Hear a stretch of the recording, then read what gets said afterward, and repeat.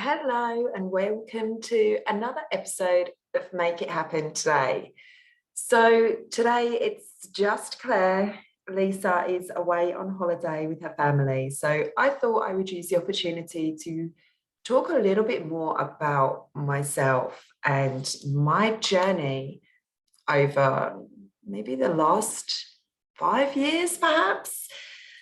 So, I have talked quite a bit about um, obviously my physical journey. So I talk pretty much in every episode if you listen about my fitness and my weight loss. And I love talking about that because I'm so proud of what I achieved. But this episode, I thought I'd talk about the not so good parts of my life. Now, I have a very strong personality. If you haven't gathered that from any of the episodes, I'm quite strong-willed and I am quite passionate about many things. But it's been a rough journey. So this is my story through divorce. Basically, it's very raw. I haven't written anything down that I want to talk about, that I want to share. I just thought today's the day that I'm kind of ready to talk about it. So with Lisa not being here, Lisa's been with me since we were 11. We've been best friends since we were 11. So she knows everything. And I thought it's good to be real, honestly, and share my story in case it resonates with somebody else. And in case my story inspires somebody else to know that there's light at the end of the tunnel. And maybe inspires not the right words. Maybe it's to give you hope that there's light at the end of the tunnel if you're in a similar situation, or maybe you've gone through a divorce and you're picking up your life again. And just know that honestly, it gets better. It honestly gets better. So my story began maybe 4 years ago, 5 years ago, even maybe. And I knew, it's a difficult one. So I knew I wanted a divorce probably a year before I asked my husband for the divorce. So you don't get married to ever get a divorce, right? We get married because we're hopeless romantics and we want a family and we want to feel secure and we feel like we met the right person. And my family are very anti-divorce. And so I'm the second person, not the only person, I'm the second person in my whole family to have ever got a divorce. Now, my aunt was a little bit of a black sheep for a while when she announced that she was getting divorced probably 15 years ago, which definitely was not the done thing. So then for me to say after 7 years of marriage that I was done, it was kind of uproar in my family. And I upset a few people, including my parents. But I knew in my heart and my soul that I wanted out. And it wasn't a decision that I just woke up one day and thought, I'm bored of this now. I want to leave. You don't do that. It's a massive decision for anybody that's thinking about it, anybody that's been through it. You will know that it is freaking hell. And if you are one of the lucky people that managed to navigate a divorce and a separation easily, then my hat's off to you, because I don't know how the hell you manage that. My life was shit when my husband realized actually I was serious and I really did want a divorce. And he didn't believe it for 6 months. So we lived in the same house and he kept trying different ways to win me back. And there was nothing. By the time I told him, the decision was made. There was no coming back from that. I wasn't in love with him anymore. I didn't want to be married. I had already decided months and months and months before that I was done. I was just afraid. I was afraid of breaking the family. I was afraid for my children. I was afraid of what my family would say. I was so scared to do that. But in the end, I realized that I am worth more. I deserve more than what I had. I deserved to be happy. And I wasn't happy. I was emotionally dead. I didn't laugh. I didn't cry. I didn't feel anything. I just went through the motions of just existing. And I realized that I was worth more than that. And it took a long time for me to be brave enough to say that. So I remember the day of telling my ex-husband that I wanted a divorce, and he just thought I was having a nervous breakdown. Honestly, he thought I was having a nervous breakdown, a midlife crisis. I was overworked, and he just wanted me to take some time, which I did. And honestly, it made no difference. I felt exactly the same. And so he kept trying, and in the end, I said to him, there's nothing you can say or do that's going to change my mind. I'm already done. And so we were renovating our home at the time. And I wanted to have it valued so that we could sell it. Well, he allowed that because he thought I was still joking, of course. So we had it valued. And then he said, we're not selling it until the renovations are complete. So I pulled out all the stops to get the renovations complete, and he put a hold on everything. When he realized I was serious, he stopped all of the renovations, which meant we weren't able to sell the house, which meant I had no money and I was trapped living at the house. We also owned a business together, and I didn't have access to any of the bank. So he managed all of the finances. I didn't have my own money, so all of my money went into the business. And one day, in front of my employee, he threatened to cut me off the bank account, and so I would have nothing. I had no credit cards, I had no personal money, so I was terrified. So I withdrew what money we did have in our savings. I withdrew it into a personal account just to protect myself. And from there, it just got worse and worse and worse. And I was living or sleeping on a mattress on a concrete floor in one of the bedrooms in my clothes, because I never knew when he would just come into a bedroom and just want to see what I was doing, or he would follow me around the house. And it just started getting worse. You know, he put a camera outside my room. He would tell me, I would go out all the time, right? Because it was so toxic. And I felt scared all the time, just never knowing when was he going to appear, or when was he going to look over my shoulder, or when was he going to try and just talk to me and see what I was doing and follow me around and stuff like that. And I used to go out all the time.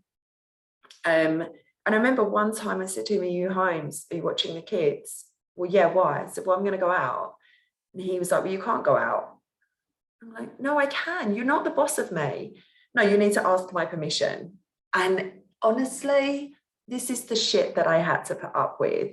And this went on for 5 or 6 months. And in the end, I called my sister crying, and I was like, I can't take this anymore. I'm sleeping on a mattress on a concrete floor. I'm doing everything I can to renovate the house, but he's, you know, controlling everything. He's stopped all the tradesmen. The house is half done. There's cables out the ceiling. I'm sleeping in my clothes. I'm barely sleeping. I can't take it anymore. And she said to me, just come here for a few weeks and let's just figure it out. Well, that was one of the best and worst things I could ever have done, because I tried to then go back to the house and it just was horrendous, because then he believed that house was his because I had left, and it became so toxic. The police were involved, the school was involved, and it was probably the worst few months of my life, honestly. And if you have some similar experiences, then I am so sorry for you, but I know that you came through the other side. You have to have, because we all do. We all find the strength to keep fighting for what is right and what we believe. And so those few weeks of living at my sister's, turned into a year. A year. I mean, even now when I think about it, it's crazy. And I lived in my sister's converted garage with my children for a year. We were 7 people in one house with one toilet, as my sister has 2 teenage kids. So I'm eternally grateful to her and her husband. I owe them so much. And I tried to be the best house guest that I could. But honestly, it was really hard work for all of us. And without her, I don't know what I would have done, because all of my money was in that property. So I managed to start building on my own, of course. So I used to, I got my own salary paid into my own bank and stuff like that. And we managed to split the business, which saved me, in the reality, it saved me that he did allow us to separate the business. But then going to court was probably 3 years of fighting in court, cost me, I don't know, I'm scared. I want to say it's like 20-ish thousand, which makes me feel sick, honestly, because that's 20,000 that I've spent. He's probably spent 20 to 30 fighting me. And that's money that is for the kids. In my mind, that's money that we didn't need to spend. The outcome was the same. We still have joint custody. We still split the profit of the property that we had, but we just felt dirty because his ego was bruised. He was refusing to accept that I was the one that would leave. How dare I leave the marriage? How dare I leave him? Who do I think I am? I started dating, which then escalated the situation even more. And he became even more neurotic and vindictive. And he used to just throw bombs at me with his lawyers. And it was just exhausting. And it used to floor me. So I would get letters from his lawyers and I couldn't do anything all day. I had to go to bed. I just cried and cried and cried and cried. And handing over all this money to my barrister, and I had the best barrister, but it took a while. I had a shit lawyer who did nothing. I went to mediation, that did nothing. I tried to take the kids on holiday and he blocked it. I tried to do anything and he blocked it. I tried to go back to the house and get some stuff and he blocked it. This guy, even when the court said I was allowed to go back and take half of the stuff, we had to have an itinerary of everything that I was allowed to take. And he had his friend there watching me take everything. And do you know what he did? He emptied the entire house of every single thing. Now, I'm not even joking. He emptied the entire house, every single room, every single kitchen cupboard, your shitty cupboard under the stairs. And this guy even emptied the loft. So he took out of the loft all of the baby photos, the kids' school books, the baby books that I had created when I gave birth in their first year. He took all of that. He took all of my pregnancy notes. He took all of my, any photos that I had. He took the lot. Now that was actually the killer for me. That really, really destroyed me, taking all of the baby stuff, all of the memories, everything that I had gone through in my pregnancy, everything that I had kept of theirs when they were little. He emptied the entire effing house. And I look back and I find it comical that must have taken him, God knows, 2 days. 2 days. It was a 5-bedroom house. And you emptied everything, including most of the garage as well. I have, most of the garage he actually cleared out. He cleared out the fridge and the freezer. This is the kind of person that I have to deal with. And when I think about it, all of these things that he does just reminds me that I made the best decision ever. I'm like, you wanted to try and what teach me a lesson, or you want to try and show me that you're better than me? None of that is true. None of that is happening. None of that is true. So all you're doing is making yourself stressed, clearly you must be stressed, because who wants to fucking empty an entire house of stuff? You are doing everything you can to try and destroy me. I'm just here dating, living at my sister's, which, yeah, is a bit sucky, but I get to spend every day with my sister and her kids. And yeah, I have to open up 2 doors and go outside in the snow when my daughter wants a wee at 3 a.m. because there's no connecting door from my room into the house. So I have to go out of the garden into the house at 3 a.m. in the snow when my daughter, who's 6, wants a wee. But, you know, who's going to remember that? My daughter is, and she's going to know who put us in that situation. He did. So I just continue to keep my head held high. I continue to be proud of my actions and the things that I have done and the things that I continue to do, because this is going to be a never-ending battle with this guy. We went to court just a few months ago. This is 3.5 years since I left. We went to court again because he controls when the children can speak to me and when they can't. And he lost his battle in courts. I asked to be able to talk to them whenever I want. He won't allow it. He only wants me to be able to communicate with them within 1 hour period of a day, so between 7 and 8. And that's 7 and 8. They have showers, they have dinner, they have movie night, they have games night. So he does whatever he can to stop them communicating with me. So I went to court to fight him. I won, and I'm allowed to communicate with them. But you know what he does? He tells them no. No, you're not allowed to call mummy. No, it's not convenient. No, you're not allowed to call her at this time. And then he goes through my daughter's messages between me and her and reads all the messages. I mean, this is horrific. Honestly, in my mind, it's horrific. And I just don't know anybody else's divorce. And I know a few people who have been divorced, but I don't know anybody else's that has been this toxic. But you know what? I continue to try to be the better person. I don't go through the messages of my kids.